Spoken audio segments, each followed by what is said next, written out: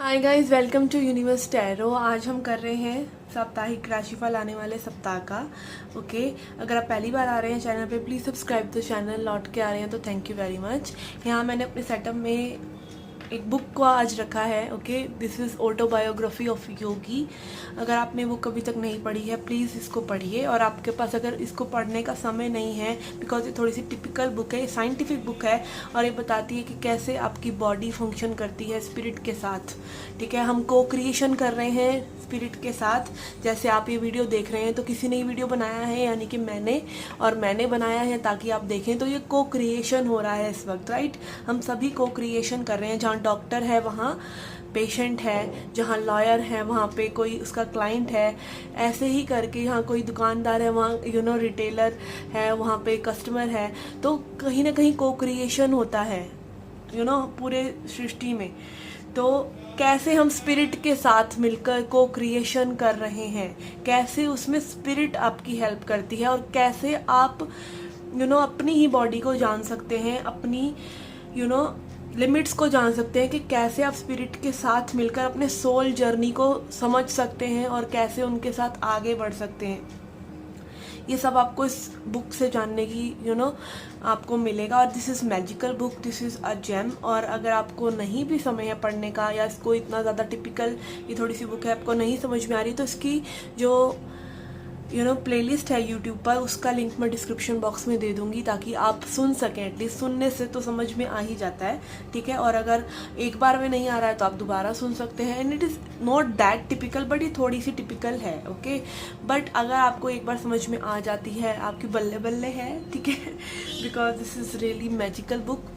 And जैसे जैसे अभी आपके पास मैसेज आ भी रहा है ना, अगर ये मेरे थ्रू, और मैं इस बुक को काफ़ी समय से पढ़ रही हूँ, तो मैंने पहले तो नहीं बोला, मैंने अब बोला आपको, क्योंकि ये मैसेज आपके लिए था, ठीक है। तो सबसे बड़ा मैसेज तो आपके लिए ही था इस वीक के लिए कि आपको ये बुक को पढ़ना चाहिए। और अब देखना आपके पास कहीं कहीं से मैसेजेस आने लग जाएंगे इस बुक को पढ़ने के लिए, या योगानंद जी के आपके पास कोट्स आने लग जाएंगे अगर आपको ये बुक अभी पढ़नी ज़रूरी है तो। ओके, सो अगर आप पर्सनल रीडिंग लेना चाहते हैं तो you can come to me. And आप मेरे फेसबुक और इंस्टाग्राम पेजेस को भी लाइक कर सकते हैं। Okay, so let's get started with your weekly horoscope.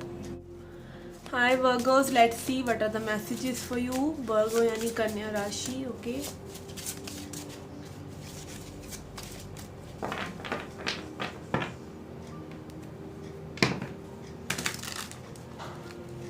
Okay, हम देखेंगे past, present and future.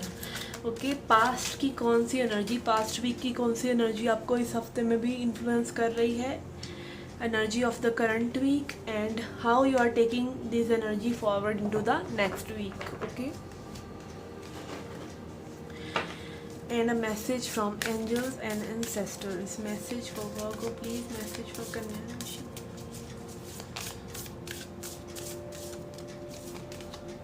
Okay, we have Hunter, track down your fears. Okay,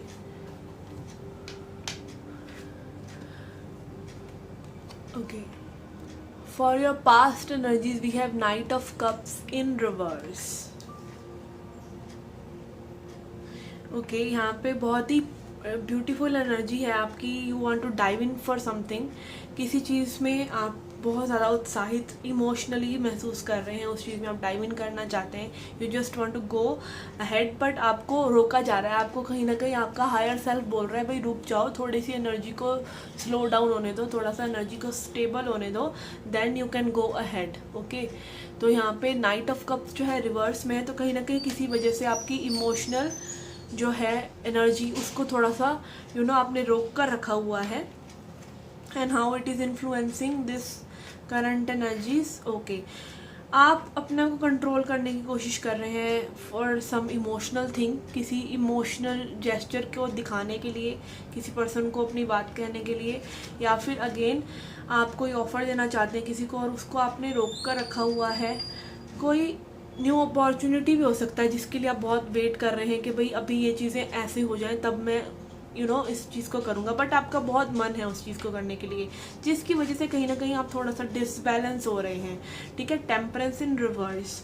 तो अगेन जब आप बहुत ज़्यादा चीज़ों को कंट्रोल करते हैं तो आपको समझ में नहीं आता कि थोड़ा सा डिसबैलेंस हो सकता है आप प्रोज एंड कॉन्स बहुत ज़्यादा देख रहे हैं किसी चीज़ के, तो just let the thing as they are, और टाइम बता देगा कि आपको कैसे उन चीज़ों में फॉरवर्ड होना चाहिए।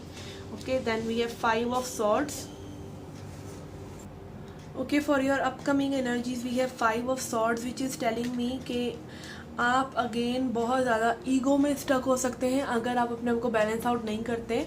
ठीक है, ईगो में स्टक होना मतलब आप टेम्पररी चीज़ों को देख रहे हैं, आप चीज़ों की अंदर पेनेट्रेट करके नहीं देख पा रहे हैं, आप उनकी सुपरफिशियल पर्सपेक्टिव से ही उनको देख पा रहे हैं कि like if you are going for a job suppose, और आपको कहीं ना कहीं लग रहा है कि भाई इस जॉब को इसमें मेरी फाइनेंशियल ग्रोथ नहीं है, या इसमें मेरी स्किल की ग्रोथ है बट इसमें मेरी फाइनेंशियल ग्रोथ नहीं है, तो जहाँ पे फाइनेंशियल ग्रोथ मिल जाए वहाँ पर आप चलने जाना चाहते हैं। ठीक है, ये आप एक्साइटमेंट दिखा रहे हैं, बट हो सकता है कि आपके लिए अभी स्किल डेवलपमेंट ज़्यादा ज़रूरी हो। स्किल डेवलपमेंट हो जाएगा तो आपके लिए फाइनेंशियल डेवलपमेंट अपने आप ही आ जाएगा विद द टाइम। ठीक है, तो वो ज़्यादा इंपॉर्टेंट है। तो कहीं ना कहीं आप ईगो से चीज़ों को सोच रहे हैं और सुपरफिशियल चीज़ों को ज़्यादा देख रहे हैं, सुपरफिशियल पर्सपेक्टिव को ज़्यादा देख रहे हैं। तो आप अगर चीज़ों को कंट्रोल करने की कोशिश करेंगे तो आप चीज़ों की ऊपर की जो लेयर होती है ना, कि भाई अभी किसी सिचुएशन में पार्टनर ने ये कह दिया, वो कह दिया, ऐसे हो गया, वैसे हो गया, उसके फादर ने ये कह दिया, उसकी मदर ने ये कह दिया, मेरे फ्रेंड ने ये कह दिया, इन सब चीज़ों में कहीं ना कहीं घूमते रह जाएंगे और आप रियल चीज़ को नहीं पकड़ पाएंगे कि is this person even correct for me, is this friend ever is okay. For your upcoming future we have 5 of sword which is telling me कि आप बहुत ज़्यादा ना ईगो में स्टक हो रहे हैं, ईगो में स्टक हो रहे हैं, चीज़ों को कंट्रोल करने की कोशिश कर रहे हैं अभी की उनकी ऊपरी लेयर के हिसाब से। आप मतलब एक डीप अंडरस्टैंडिंग नहीं लेके आ पा रहे हैं बिकॉज ऑफ योर ईगो। मान लीजिए आपको कोई जॉब चाहिए, आपको किसी जॉब में जाना है, वहाँ पे बहुत अच्छी फाइनेंशियल ग्रोथ आपको दिख रही है, बट अभी की जॉब जैसे होता है ना कि भाई स्किल का डेवलपमेंट इस जॉब में ही है जहाँ पर मैं ऑलरेडी हूँ, तो आपको पहले स्किल डेवलपमेंट को प्रेफरेंस देनी चाहिए, ना कि फाइनेंशियल डेवलपमेंट को। ठीक है, हम क्या होता है जब हमारे ईगो क्लैशेस होते हैं हमारी रिलेशनशिप्स में भी, तो हम ऊपर की चीज़ों में उलझ कर रह जाते हैं कि इस पर्सन ने ये कह दिया, उस पर्सन ने ये कह दिया, पहले इसने ये कहा, बाद में ये कहा, which doesn't matter. But matter is this person is in love with me, is this friend worth my trust. तो ये सब चीज़ें होती हैं थोड़ी सी देखने वाली, और वो डीप अंडरस्टैंडिंग कहीं ना कहीं आप मिस आउट कर जाते हैं जब आप चीज़ों को कंट्रोल करने की कोशिश करते हैं। तो चीज़ों को लेट डाउन लेट गो कर दीजिए, ज़्यादा सोचिए नई चीज़ों के बारे में, और तब जब आपका कूल माइंड होगा तब आप चीज़ों को समझ पाएंगे, जब आप ईगो से हटकर सोच पाएंगे।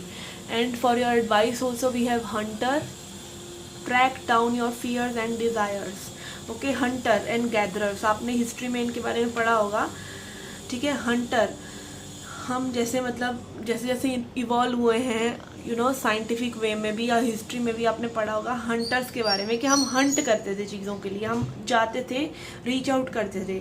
बट हंटर का हमेशा फियर रहता है कि भाई मुझे वो चीज़ जिसके लिए मैं हंट कर रहा हूँ मुझे मिलेगी या नहीं, या उसको एक डर रहता था। ठीक है, तो ये हंटर स्पिरिट आपको यही बता रही है कि अपने डर से बाहर निकलिए, हमारे ईगो ही हमारा डर है। आप जो पॉजिटिविटी के साथ आगे बढ़ेंगे तो पॉजिटिविटी आपको मिलेगी, बट आपको अपने डिज़ायर्स को और फियर्स का पता होना चाहिए। ठीक है, अगर आप कहीं ना कहीं चीज़ों को कंट्रोल करते हैं तो आपको भी एक एडमिट अपने आप को करना चाहिए कि yes I am doing this wrong, में मैं भी ये चीज़ गलत कर रहा हूँ, या मेरे इनसिक्योरिटी की वजह से या मेरे डर की वजह से I am behaving this way, मेरा रियल नेचर नहीं है। ठीक है, और तब आप समझ पाएंगे कि ये क्यों बाहर आ रहा है, ये सामने वाले पर्सन की वजह से बाहर आ रहा है कि मेरी वजह से, खुद की वजह से प्रॉब्लम्स क्रिएट हो रही हैं, और आपकी एक्चुअल डिज़ायर्स क्या हैं, ईगो से परे आप क्या चाहते हैं, आपकी सोल क्या डिज़ायर करती है। ठीक है, उस चीज़ों को आप समझ पाएंगे। Okay, so this was a message for you for this week. I hope you liked it. Do hit the like button, subscribe the channel, do come back for more. Till then take care, love and light.